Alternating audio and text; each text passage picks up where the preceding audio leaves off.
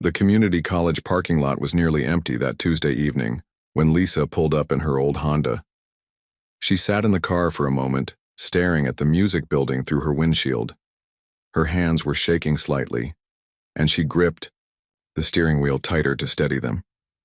After 15 years, she was about to touch piano keys again in front of other people. She grabbed her small backpack from the passenger seat and walked slowly toward the building. The hallways smelled like floor cleaner and old textbooks, just like every school she remembered. Room 205 had a small sign that read, "Beginning Piano, Professor Williams." She could hear voices and laughter coming from inside. Lisa took a deep breath and pushed open the door. The room had about 12 people sitting in folding chairs arranged in a semicircle around an old upright piano. Most of them looked to be in their 60s or 70s, with a few younger students scattered around. Everyone turned to look at her as she entered. "You must be Lisa," said a man with gray hair and kind eyes behind wire-rimmed glasses. "I'm Professor Williams. We're just getting started." Lisa nodded and found an empty chair near the back. She kept her head down and tried to make herself invisible. The woman next to her, who looked about 70 with perfectly styled silver hair, leaned over and whispered, "Don't worry, honey. We're all beginners here. I've been wanting to learn piano since I was a little girl." "Me too," Lisa whispered back, which wasn't exactly a lie. Professor Williams stood up and clapped his hands together. "All right, everyone. Let's go around the room and introduce ourselves. Tell us your name and why you decided to learn piano." Lisa's heart started beating faster. She had practiced this moment in her head dozens of times, but now that it was happening, her mouth felt dry. The introductions started with a retired teacher named Betty, who wanted to play hymns at her church. Then there was Tom, a grandfather, who hoped to play songs for his grandchildren. A young college student named Jake said he wanted to impress his girlfriend. Everyone laughed at that. When it was Lisa's turn, she cleared her throat softly. "I'm Lisa Chen. I work in an office doing data entry. I've always wanted to learn piano but never had the time or money when I was younger." She shrugged. "I guess it's never too late to try something new." Several people nodded approvingly. "That's exactly right," said Betty. "My grandmother always said you can't teach an old dog new tricks, but I'm here to prove her wrong." Professor Williams smiled. "Wonderful. Now, has anyone here ever touched a piano before?" A few hands went up hesitantly. Jake mentioned he had tried to teach himself from YouTube videos. Tom said his mother had made him take lessons for 6 months when he was 8, but he quit to play baseball. Lisa kept her hands in her lap. "What about you, Lisa?" Professor Williams asked. "Any musical background at all?" She shook her head. "No, nothing. I can barely tell the difference between the black keys and white keys." The lie came out smoothly, even though it made her stomach twist. Professor Williams walked over to the piano and sat down on the bench. "Well, let's start with the very basics then. This is middle C." He pressed a key and the familiar note filled the room. Lisa felt something flutter in her chest, like a bird trying to escape from a cage. For the next hour, they learned about the layout of the keyboard, how to sit properly, and how to place their fingers. Professor Williams had them practice pressing keys one at a time, just getting used to the feel of it. When it was Lisa's turn to try, she walked up to the piano on shaky legs. She sat down on the bench and looked at the keys. They were slightly yellow with age, and she could see tiny scratches and wear marks from thousands of other hands. "Just press middle C with your right thumb," Professor Williams said, standing beside her. Lisa positioned her hand over the keys. For just a split second, her fingers naturally curved into the perfect position she had learned as a child. She caught herself and deliberately made her hand look stiff and awkward, the way a real beginner would hold it. She pressed the key and the sound seemed to echo in her bones. "Good, good," Professor Williams said. "Now try the next key up." Lisa pressed D, then E, then F. Each note felt like coming home and running away at the same time. "You have nice hand shape," Professor Williams observed. "Have you done any other kind of manual work? Your fingers seem quite strong." Lisa's heart skipped. She had been careful to let her fingernails grow out and soften her calluses over the past few months, but apparently not carefully enough. "I type a lot at work," she said quickly. 8 hours a day of data entry. I guess that builds up your finger muscles." Professor Williams nodded. "That makes sense. Well, you're off to a good start." Lisa returned to her seat, her palms sweating. She had to be more careful. The rest of the class was spent learning about reading music. Professor Williams drew a staff on the whiteboard and explained treble clef. Lisa pretended to take careful notes, writing down things she had memorized before she turned 10 years old. "For homework," Professor Williams announced as the class wound down, "I want everyone to practice finding middle C on any piano or keyboard you can access. If you don't have one at home, the music department has practice rooms you can use during the day." After class, Lisa lingered as the other students chatted and gathered their things. Betty invited her to join a few of them for coffee at the diner, down the street, but Lisa politely declined, saying she had to get home to her cat. She walked slowly to her car, her mind racing. The hardest part was over.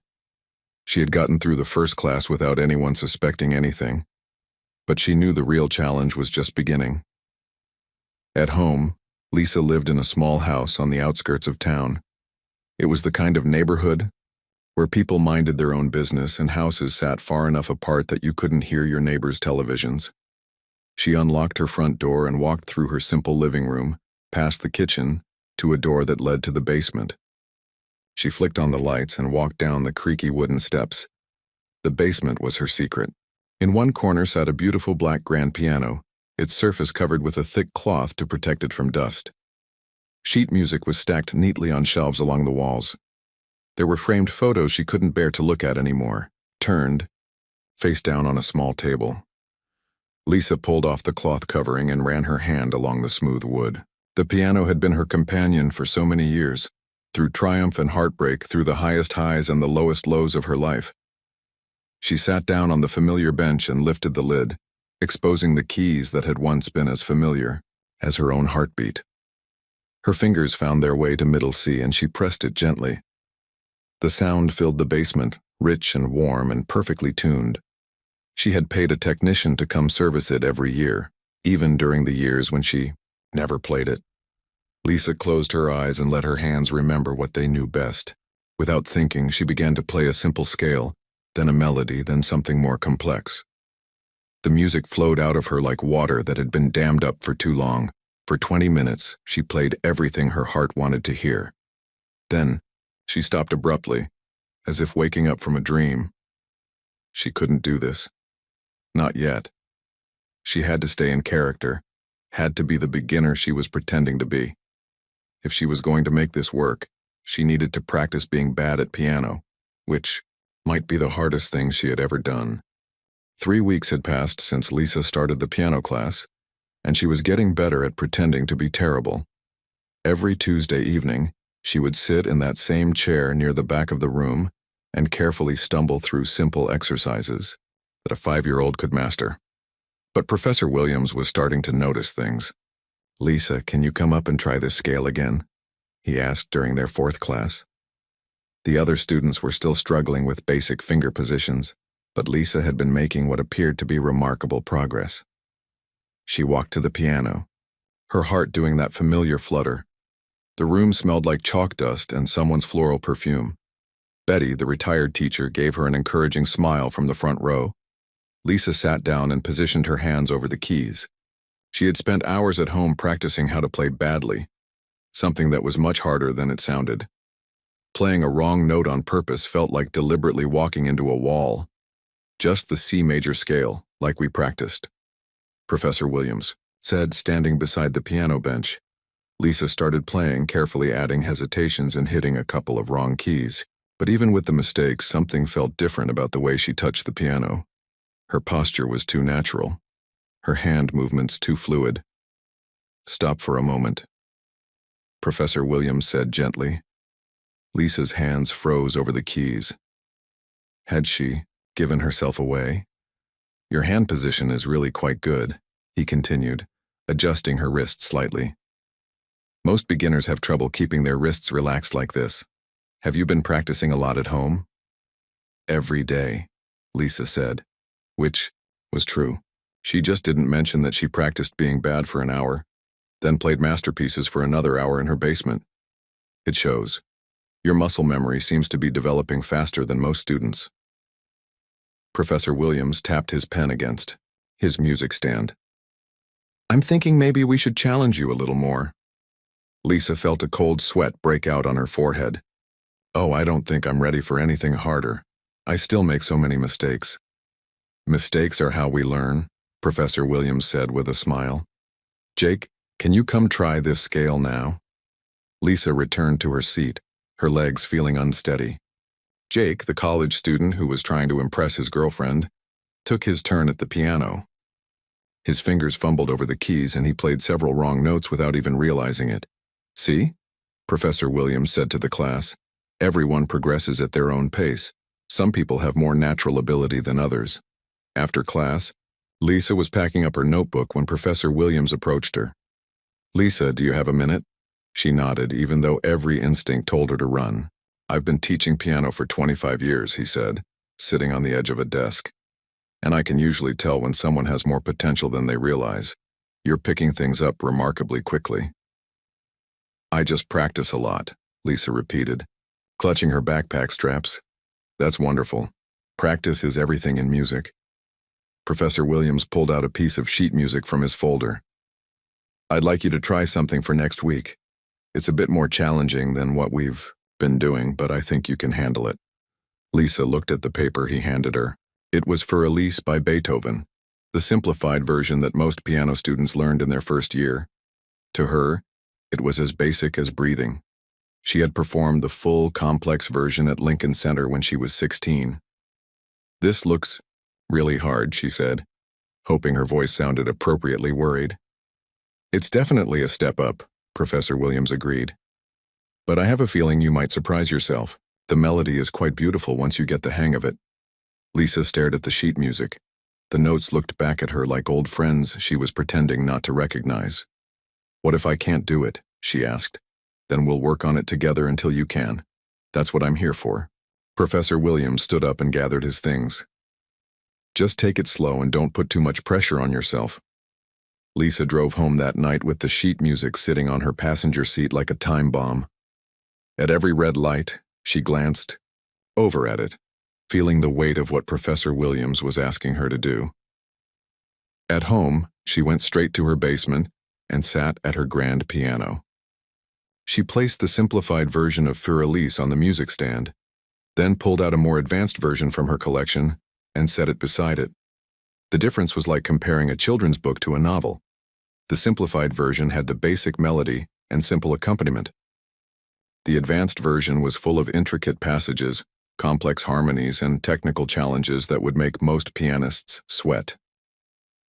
Lisa had performed the advanced version hundreds of times.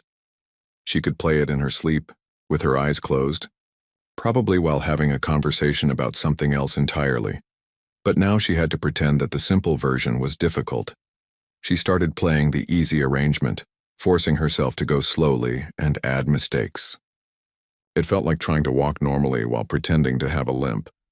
Every instinct in her body wanted to play it correctly, to add the embellishments and dynamics that would bring the piece to life. After an hour of torturous practice, Lisa gave up and played the advanced version the way she remembered it, with passion, precision, and the kind of emotional depth that comes from years of living with a piece of music. The basement filled with sound that was rich and complex and heartbreakingly beautiful.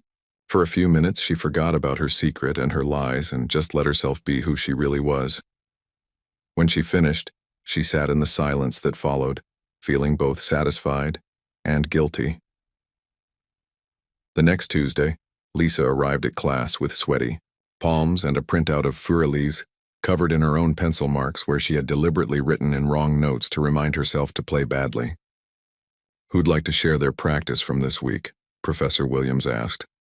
Several students volunteered to play their scales and simple exercises. Tom played Mary Had a Little Lamb with only 2 mistakes, and everyone applauded. Betty managed to play Twinkle, Twinkle, Little Star with both hands, which was a major breakthrough for her. Then Professor Williams looked at Lisa. "How did you do with Fur Elise?"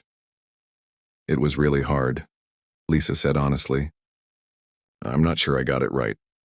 Would you like to try it for us?" Lisa walked to the piano on unsteady legs. She had rehearsed this moment over and over, but actually doing it felt different. She sat down and looked at the keys, then at her classmates, expectant faces. She started playing, carefully following the pencil marks she had made on her sheet music. Wrong note here, hesitation there, slightly off timing in this measure. It was like deliberately ruining a painting she had spent years perfecting. But even with all the mistakes, something came through in her playing. The melody sang, despite the errors, and her touch on the keys had a quality that couldn't be faked or hidden. When she finished, the room was quiet for a moment. "That was beautiful," Betty said finally. "Even with the mistakes, you made it sound like real music." Professor Williams was staring at Lisa with a puzzled expression. "How long did you say you've been playing?" "Just since I started this class," Lisa replied, her mouth dry. Professor Williams made some notes in his gradebook. "Well, you're certainly progressing quickly. I think next week we might try something even more challenging." Lisa felt her carefully constructed world starting to crack around the edges. How much harder could she pretend something was before people started asking the right questions? As she packed up to leave, she overheard two students talking behind her. "She's really good for a beginner," one of them said. "Yeah, I've been playing for a month longer than her and I can barely do chopsticks, Kyo," the other replied. Lisa hurried out of the classroom, her secret feeling heavier than ever.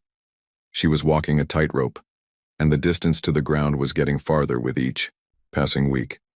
Lisa's hands were shaking as she parked her car outside the community college. It had been 6 weeks since she started the piano class, and each week felt like walking deeper into quicksand. She sat in her Honda for a few extra minutes, staring at the music building and trying to calm her nerves. Tonight felt different. Professor Williams had sent her an email yesterday asking her to come a few minutes early. That had never happened before, and Lisa's imagination had been running wild all day at work. She grabbed her backpack and walked slowly toward the building. The October air was crisp, and fallen leaves crunched under her feet. Through the windows of room 205, she could see Professor Williams sitting at his desk looking through sheet music. Lisa knocked on the door frame. "You wanted to see me?" Professor Williams looked up and smiled, but there was something different in his expression, something more serious than usual. "Come in, Lisa. Have a seat." She sat down in her usual chair, clutching her backpack like a life preserver.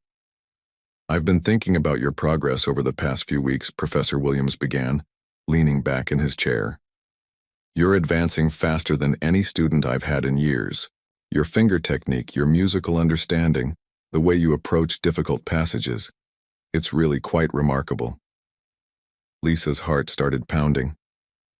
"I just practice a lot." "I know you do.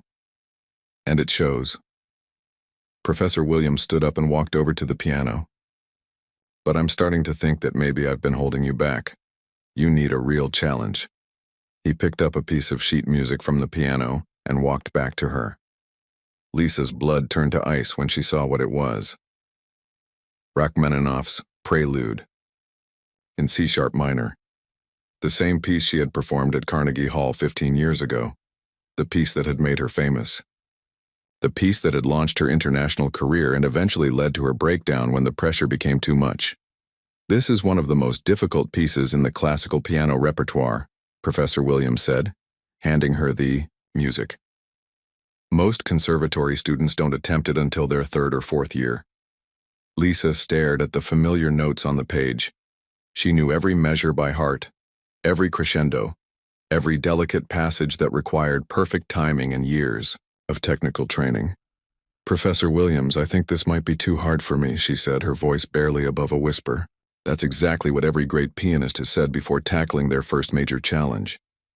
He sat down across from her. "Lisa, I've been teaching for 25 years. I can recognize natural talent when I see it. You have something special." Lisa felt like she was being pulled underwater.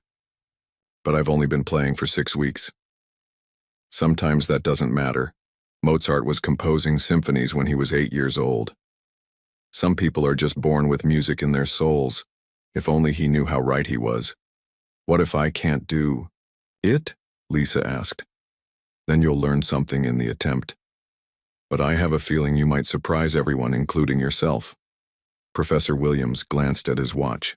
The other students will be here soon. Take the music home and look it over. Don't worry about playing it perfectly, just try to get a feel for it. The other students started arriving, and Lisa slipped the Rachmaninoff into her backpack like she was hiding stolen goods. Through the rest of the class, she could barely concentrate. Betty was working on a simple hymn, and Tom was still struggling with basic scales, while Lisa sat there with one of the most challenging pieces ever written burning a hole in her bag. Lisa seems quiet tonight, Jake whispered to the woman sitting next to him. Professor Williams probably gave her something difficult, Betty whispered back. He's been pushing her pretty hard lately. After class, several students lingered to chat, but Lisa hurried out to her car. She needed to get home before she completely fell apart. In her basement, Lisa sat at her grand piano with the sheet music spread out in front of her. She hadn't looked at this piece in 15 years, but seeing the notes again was like running into an old lover who had broken your heart. She remembered the first time she had learned it, at age 17. Her teacher, a stern Russian woman named Madame Petrova, had made her practice it for 8 hours a day until her fingers bled. Music requires sacrifice, Madame Petrova used to say. Beauty is born from pain. Lisa had believed that for a long time. She had sacrificed everything for music, friendships, relationships, a normal life. She had practiced until her hands cramped and her back ached. She had performed in front of thousands of people while battling stage fright that made her sick to her stomach. And it had worked. By age 25, she was one of the most celebrated pianists in the world. Concert halls sold out when her name was on the program. Critics called her a force of nature and the voice of her generation, but the pressure had been crushing. Every performance had to be perfect. Every recording had to be flawless. One small mistake and the critics would tear her apart in the newspapers. The breaking point had come during a performance in Vienna. She was halfway through this very piece when her mind went blank. She couldn't remember what came next. She sat, frozen at the piano for what felt like an eternity, while 2,000 people watched and waited. She had finished the piece somehow, but something inside her had broken that night. Within a month, she had canceled her remaining concerts, changed her name, and disappeared from the music world entirely. Now, 15 years later, she was being asked to play it again. Lisa placed her fingers on the keys and began. The opening. Notes filled the basement, dark, dramatic, full of the kind of passion that most people never experience in their entire lives. Her muscle memory took over, and suddenly she was 17 again, full of dreams and ambition and the absolute certainty that music was all that mattered in the world. She played the entire piece flawlessly, every note exactly where it should be, every dynamic perfectly controlled. When she finished, she sat in the silence that followed, tears streaming down her face. How was she going to pretend this was difficult? How was she going to sit in front of her classmates and act like she was struggling with something she could play better than most professional pianists? But the bigger question was starting to form in her mind. Why was she pretending at all? Over the next week, Lisa barely slept. She went to work every day and typed data into spreadsheets, but her mind was always in that basement, at that piano, with that impossible piece of music. She tried practicing it badly the way she had with Furelise, but it felt like trying to deliberately ruin a masterpiece. Every wrong note she played on purpose made her physically sick. By the following Tuesday, Lisa had dark circles under her eyes and her hands were shaking from exhaustion and stress. She arrived at class to find the other students buzzing with excitement. Professor Williams told us you're going to play something really special tonight, Betty said, patting Lisa's arm. We're all so proud of how far you've come. I heard it's a really famous piece, Jake added. I looked it up on YouTube. It sounds impossible. Lisa felt like she was going to throw up. Professor Williams called the class to order and went through the usual warm-up exercises with the other students. Lisa participated mechanically, her mind elsewhere. Finally, the moment she had been dreading arrived.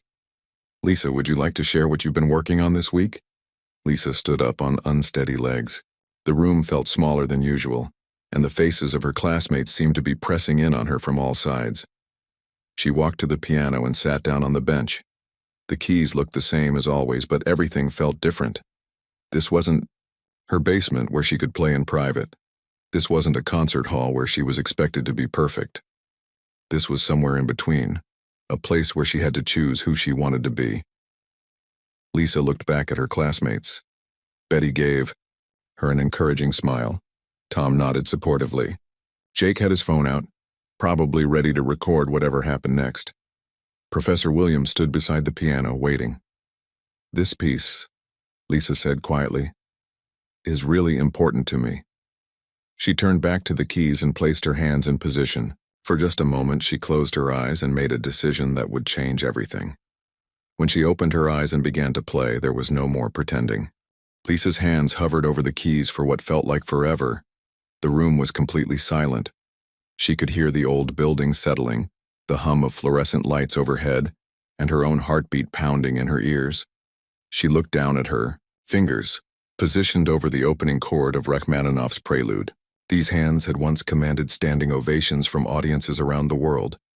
They had signed autographs for excited fans and received flowers from admiring strangers. They had also shaken with terror on stage and cramped from endless hours of practice. Behind her, she could feel the eyes of her classmates. Betty, who just wanted to play hymns for her church.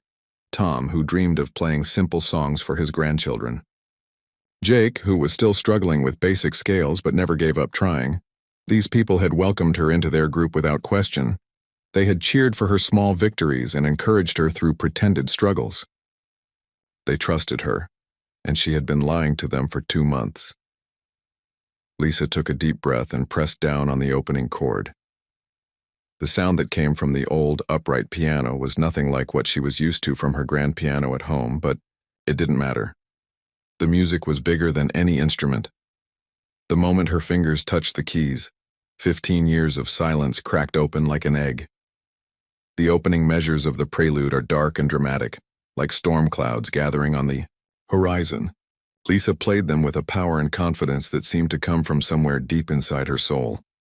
Her left hand moved across the bass notes with the kind of precision that takes decades to develop, while her right hand sang the melody with a beauty that made the air in the room shimmer.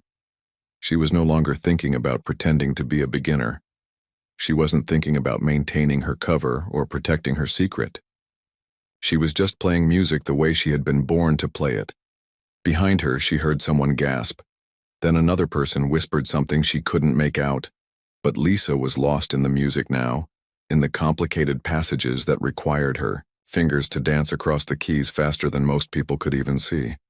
The piece moved into its famous middle section, where the melody becomes lighter and more hopeful, like sunlight breaking through storm clouds. Lisa's touch on the keys became gentler, more delicate, but no less precise. Every note was exactly where it needed to be. Every phrase shaped with the kind of musical understanding that comes from living and breathing classical music for most of your life.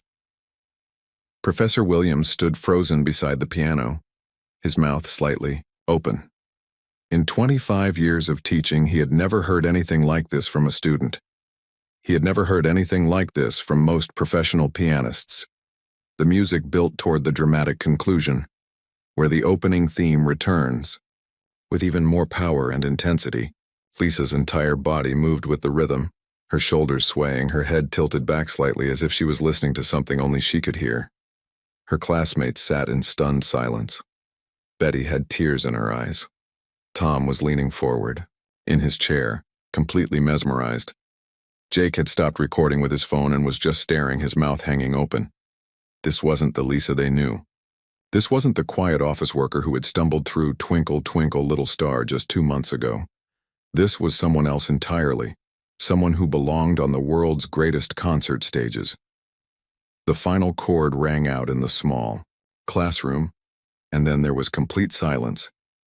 Lisa sat at the piano bench, her hands still on the keys, her head bowed. She was breathing hard as if she had just run a marathon. Playing that piece again after 15 years felt like coming back to life after being underwater for too long. The silence stretched on for what felt like minutes, but was probably only seconds. Then Betty started clapping, slowly at first, then faster. Tom joined in, then Jake, then the rest of the class. Soon the small room was filled with the sound of applause that seemed to go on forever. But Lisa couldn't turn around to face them. She couldn't look at Professor Williams, who was still standing beside the piano in shock. She had just destroyed the carefully constructed life she had built over the past 15 years in the space of 4 minutes.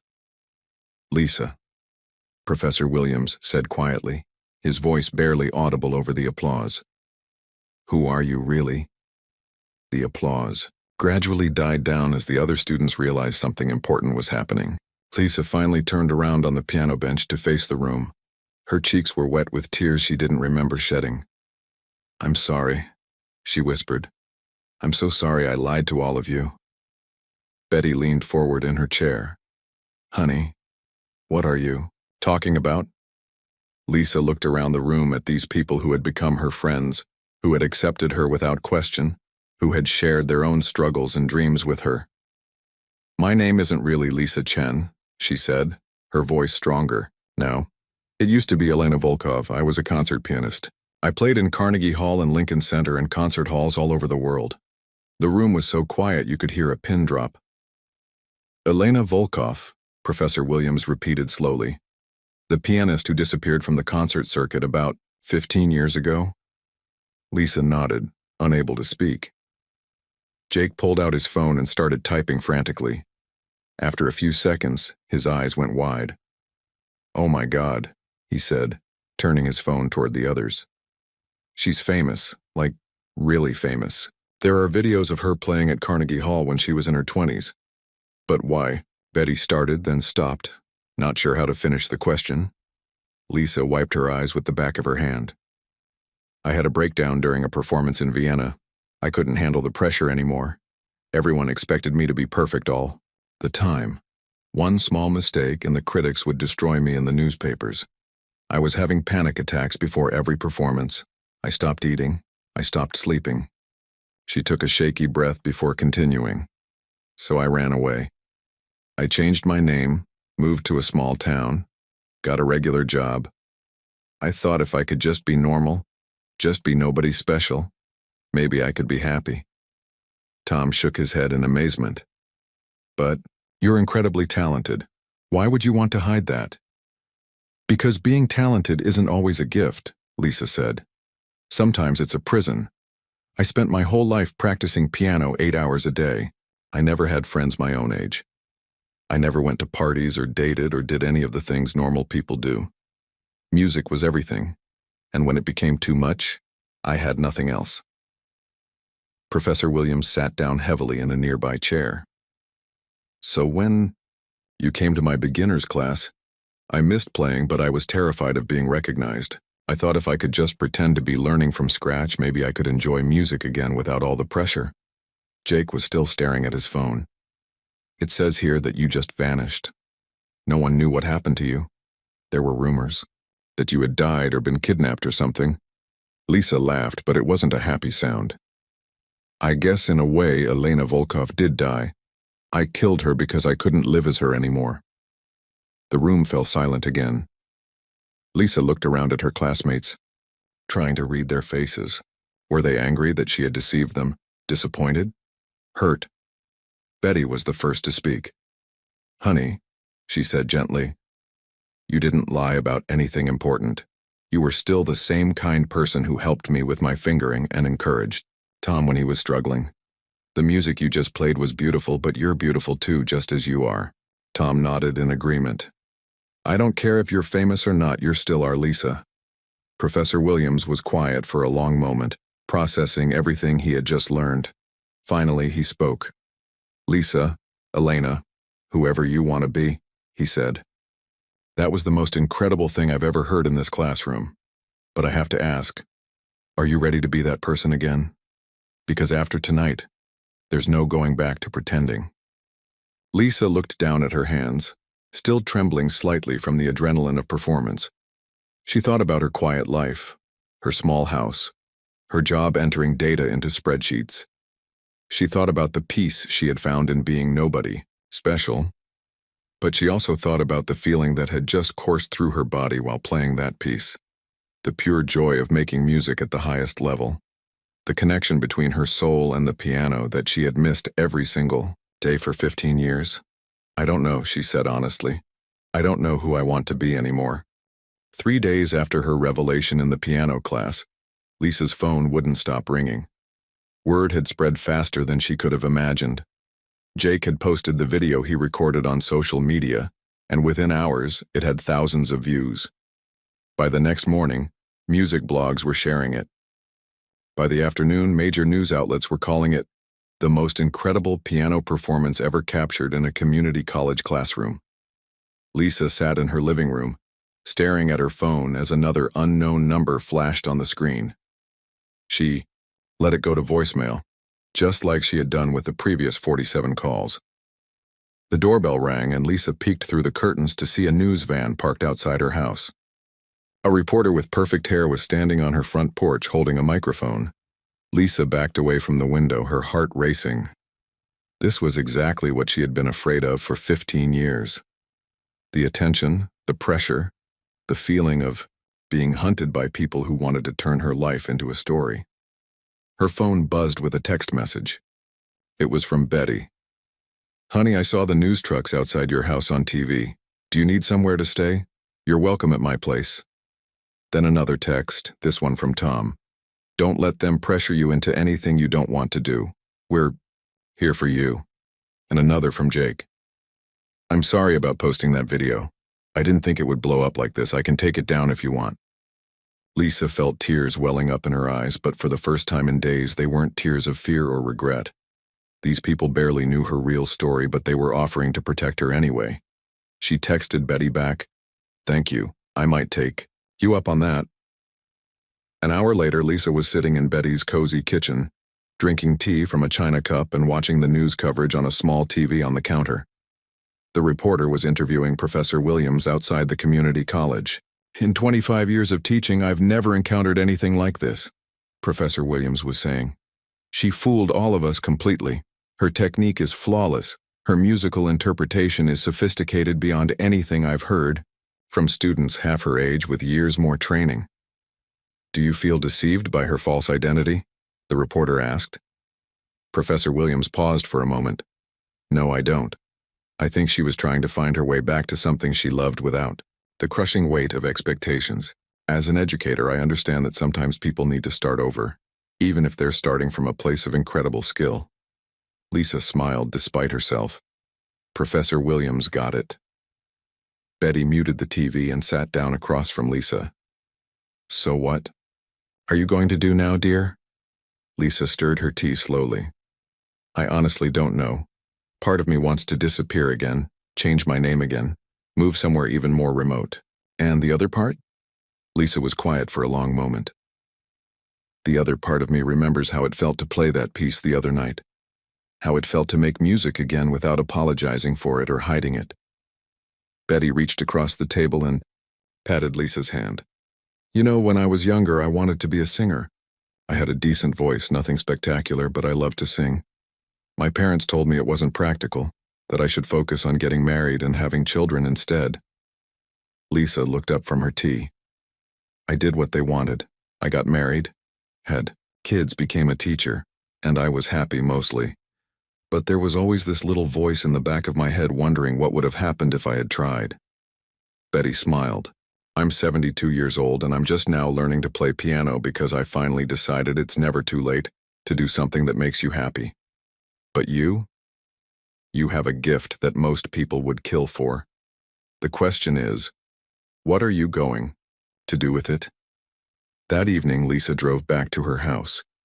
The news vans were gone, but there was a small pile of letters and flowers on her doorstep. She gathered them up and brought them inside. Most of the letters were from aspiring musicians who had seen the video and wanted to tell her how inspiring it was. Some were from people who had struggled with their own mental health and understood. why she had needed to step away from her career. One letter stood out. It was from a young girl named Amy, written in careful handwriting on lined notebook paper. Dear Ms. Volkov, I'm 11 years old, and I've been taking piano lessons for 3 years. Sometimes it's really hard and I want to quit. But after I saw your video, I realized that even someone as good as you had to practice and struggle and sometimes take breaks. Thank you for showing me that it's okay to not be perfect all the time. I hope you keep playing music because you make it sound like magic. Lisa read the letter 3 times, tears streaming down her face. Over the next few weeks, Lisa's life settled into a strange new routine. She went back to work at the office where her co-workers treated her like a celebrity. She returned to the piano class where her fellow students welcomed her back with hugs and encouragement. But everything was different now. Professor Williams worked with her on advanced pieces, helping her rebuild the technical skills that had gotten rusty during her years away from serious practice. Jake started bringing friends to class just to hear her play. Betty appointed herself as Lisa's unofficial manager, fielding phone calls and interview requests. The offers started coming in. Record labels wanted to sign her. Concert halls wanted to book her for performances. Music schools wanted to offer her teaching positions. Lisa turned them all down. I'm not ready, she told Professor Williams after class one evening. Maybe I never will be. That's okay, he said. But can I suggest something? Lisa nodded. What if you started small? Not a big concert hall or a recording contract. Just something simple, here in the community. A month later, Lisa found herself sitting at a piano in the children's wing of the local hospital. The small audience consisted of kids in wheelchairs and hospital beds, along with their parents and some hospital staff. She had chosen simple pieces, some classical melodies that were beautiful but not overwhelming, some popular songs that the kids might recognize. As she played, she watched their faces light up. Some of the children clapped along. Others just listened with wonder. When she finished, a little boy who couldn't have been more than 6 years old raised his hand. Can you play Happy Birthday? It's my friend Tommy's birthday today, but he's too sick to have a party. Lisa smiled and launched into the most elaborate, joyful version of Happy Birthday she could improvise on the spot. By the end, everyone in the room was singing along, even some of the nurses who had stopped in the doorway to listen. After the performance, Lisa packed up her sheet music and headed for the exit. In the hospital lobby, she ran into Professor Williams, who had come to watch. How was it? He asked. Lisa thought for a moment. Perfect, she said. It was absolutely perfect. So, what's next? Lisa looked out the window at the parking lot where normal people were going about their normal lives. For 15 years, she had tried to be one of them. For most of her life before that, she had tried to be extraordinary. Maybe the answer wasn't choosing between the two. I think I want to keep doing both, she said. Play music because I love it, not because I have to be the best in the world at it. Teach kids who want to learn. Perform for people who just want to hear something beautiful. Professor Williams smiled. That sounds like a pretty good life. Lisa nodded. It sounds like my life. 6 months later, Lisa opened her own small music school in a converted house on the edge of town. She taught children and adults, beginners and advanced students. Sometimes she performed at local events or charity concerts. She even started composing again, writing simple pieces that her students could learn and enjoy. She was no longer Elena Volkov, the famous concert pianist. But she wasn't hiding anymore either. She was Lisa Chen, piano teacher and community musician. She was exactly who she wanted to be. On warm evenings, she would open all the windows in her studio and play whatever her heart wanted to hear. The music would drift out into the neighborhood, where people walking their dogs or sitting on their porches could listen if they wanted to. It wasn't Carnegie Hall, but it was home. And for the first time in her life, that was enough.